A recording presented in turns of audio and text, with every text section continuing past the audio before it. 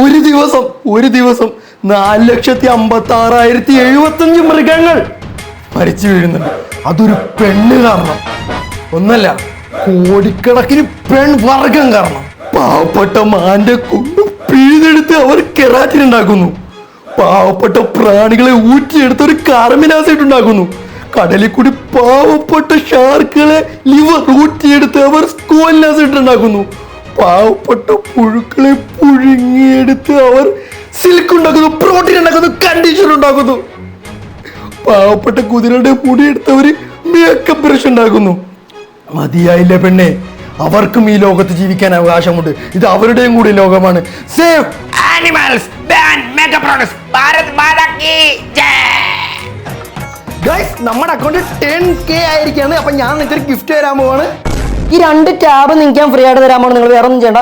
അമ്മയും അച്ഛൻ്റെ വീട്ടിലുണ്ടെങ്കിൽ, അമ്മയും അച്ഛൻ ആരെങ്കിലും വീട്ടിലുണ്ടെങ്കിൽ നിങ്ങൾ അവരുടെ അടുത്ത് ചെല്ലുക.